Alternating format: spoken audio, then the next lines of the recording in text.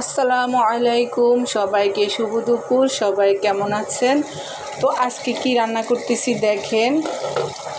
আজকে রান্না করতেছি আমার শ্বশুর আব্বার পছন্দের একটা রেসিপি। সেটা হচ্ছে লইট্টা শুটকি দিয়ে বরবটি আলু। খুবই পছন্দের একটা রেসিপি, অনেক মজা। আমি তো বিয়ের আগে কখনো এভাবে এই রেসিপিটা খাই নাই। বরবটি সবসময় মাছ দিয়েই খেয়েছি রান্না করে। তো বিয়ের পর থেকে যখন শ্বশুরদের বাসায় আসি তখন থেকে আমি এইভাবে দেখতেছি আমার শাশুড়ি সবসময় এই রেসিপিটা রান্না করে। তখন থেকে আমি খাওয়া শুরু করলাম। আসলে এটা খুবই মজার একটা রেসিপি, আমার নিজেরও অনেক বেশি পছন্দ হয়ে গিয়েছে এই রেসিপিটা।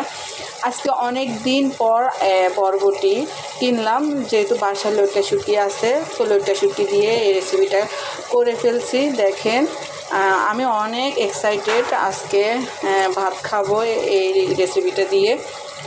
কালারটা শুধু দেখেন আপনারা, খুবই তরতাজা বরবটিগুলা। এই যে কালারটা দেখেন, মাশাআল্লাহ।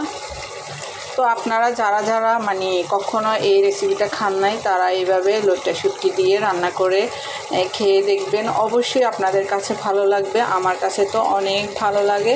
তো ভিডিওটা আজকে এই পর্যন্ত। সবাই ভালো থাকবেন। আসসালামু আলাইকুম, খুদা হাফেজ।